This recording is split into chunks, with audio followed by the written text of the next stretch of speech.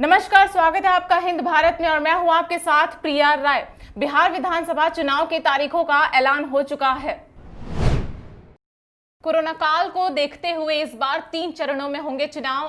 28 अक्टूबर को पहला चुनाव होगा और 3 नवंबर को दूसरा, 7 नवंबर को तीसरा, 10 नवंबर को आएंगे इन सबके नतीजे।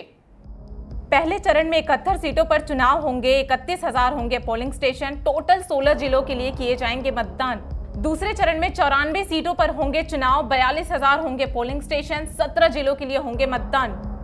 तीसरे चरण में 78 सीटों पर होंगे चुनाव। 33,500 होंगे पोलिंग स्टेशन। 15 जिलों के लिए किए जाएंगे मतदान।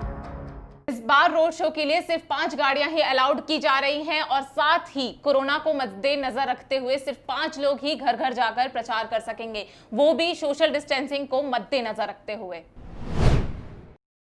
सभी मतदान केंद्र ग्राउंड फ्लोर पर होंगे। उम्मीदवारों को अपने आपराधिक केस मीडिया वालों को बताना होगा।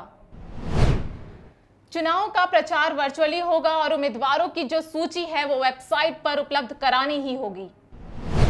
मतदान का समय सुबह 7 बजे से लेकर शाम 6 बजे तक का रखा गया है। इस बार 1 घंटा बढ़ाया गया है ताकि जो लोग कोरोना से संक्रमित हैं वो भी आकर वोट दे सकें और ऑनलाइन रजिस्ट्रेशन भी इसमें कराने की उपलब्धि करा दी गई है।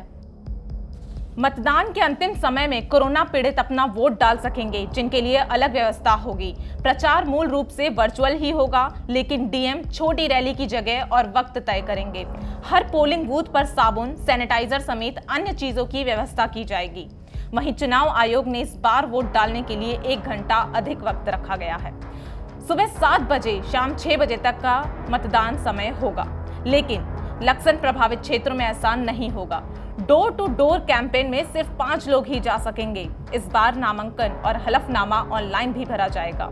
डिपॉजिट को वो भी ऑनलाइन सबमिट किया जाएगा।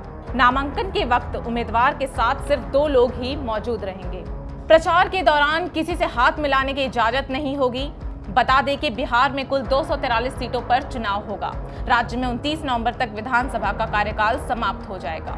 इस बार पोलिंग स्टेशन की संख्या और मैन पावर को बढ़ाया गया है। बिहार में 2020 के चुनाव में 7 करोड़ से अधिक वोटर मतदान करेंगे। इस बार एक बूथ पर सिर्फ 1,000 ही मतदाता होंगे। वहीं इस बार चुनाव में 6 लाख पीपीई किट राज्य चुनाव आयोग को दी जाएगी। 46 लाख मास्क का इस्तेमाल भी होगा। 7 लाख हैंड सैनिटाइजर का इस्तेमाल किया जाएगा। साथ ही 6 लाख फेस शील्ड का उपयोग भी किया जाएगा। 18 लाख से अधिक प्रवासी मजदूर हैं। इनमें से 16 लाख वोट डाल सकते हैं। 80 साल की उम्र तक के लोग पोस्टल बैलेट से वोट डाल पाएंगे। मुख्य चुनाव आयुक्त सुनील अरोड़ा ने प्रेस कॉन्फ्रेंस में कहा कि कोरोना संकट की वजह से दुनिया के 70 देशों में चुनाव को टाल दिया गया। कोरोना संकट के बीच बिहार और उपचुनाव को लेकर लगातार मंथन किया गया।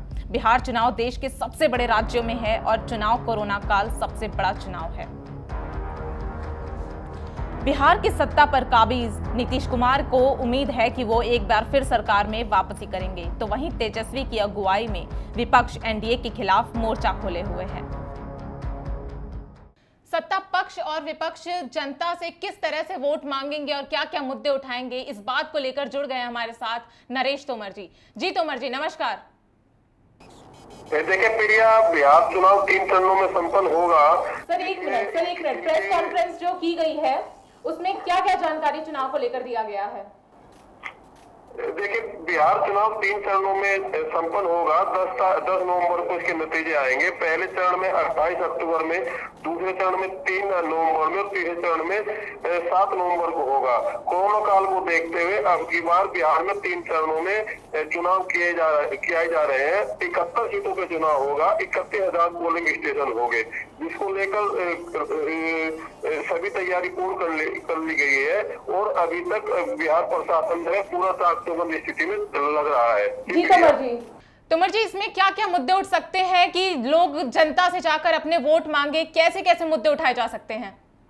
देखिए, अभी तक जो है बिहार में विपक्ष बार बार आरोप लगाता रहा है कि बिहार में जो चुनाव जो सरकार रही है वो डबल इंजन की सरकार रही है। भले ही नीतीश कुमार वहाँ मुख्यमंत्री है, लेकिन वहाँ पे बीजेपी की सरकार चलती है। अब की बार भी विपक्ष ये आरोप लगा रहा है कि एक पार्टी की सरकार होनी चाहिए। इसको लेकर तेजस्वी यादव ने पूरी तैयारी की हुई है, जिसको लेकर तेजस्वी यादव बार बार हमलावर होता है नीतीश सरकार पर, डबल इंजन की सरकार बताता है। दूसरी सबसे बड़ा अहम कारण ये है, जो कोरोना काल में विस्थापित यहाँ से दिल्ली से या अन्य राज्यों से गए हैं, उनकी संख्या काफी है। तोमर जी, बेरोजगारी को लेकर क्या कोई इस बार मुद्दा उठाया जाएगा? देखिए, अभी जो मुद्दे होंगे वो मुद्दे जो है बड़े अहम होंगे। बेरोजगारी मुद्दा होगा, जिसको लेकर जो है जमीन का नियंत्रण का मुद्दा होगा। तीसरा जो पहाड़ क्षेत्र है वहाँ पे जो गरीब पलायन है उनका बहुत अहम मुद्दा होगा। वो सबसे बड़ी बात है, अब की बार कोरोना काल में नीतीश कुमार सरकार ने फ्री में अनाज दिया है और फ्री में जो है कुछ पैसे दिए हैं, जिसको लेकर विपक्ष उन पर बार बार आरोप धोखाधड़ी के लगाता आ रहा है। जी प्रिया सर, इस बार जैसे सत्ता है और पक्ष है विपक्ष है, तो क्या नीतीश कुमार के आगे कोई भी विपक्षी पार्टी ऐसी है जो टिक सके? देखिए, जो नीतीश कुमार की जो सरकार है वो बीजेपी के भरोसे चलती है। बीजेपी में अमित शाह इतने बड़े राजनीतिज्ञ बताए गए हैं, उनके सामने जो क्षेत्रीय पार्टी के विपक्षी नेता है वे कहीं भी नहीं टिक पाते, जिसको लेकर अभी तक लालू प्रसाद यादव पोस्टर बॉय नीतीश कुमार के सामने से गायब हो गए हैं। अब जो है उनका लड़का तेजस्वी यादव आया है, वो जो है नीतीश कुमार के साथ में अभी कुछ न कुछ जो है टक्कर ले रहा है, लेकिन नहीं लगता कि अब की बार चुनाव में भी किसी तरह नीतीश कुमार को किसी तरह की हानि पहुंचा सके। जी प्रिया, बहुत बहुत धन्यवाद तोमर सर जी, हमारे तक ये जानकारी पहुंचाने के लिए। देश और दुनिया से जुड़े रहने के लिए देखते रहिए हिंद भारत। नमस्कार। खबरों में बने रहने के लिए चैनल को सब्सक्राइब करें और ये बेल आइकन जरूर दबाएं।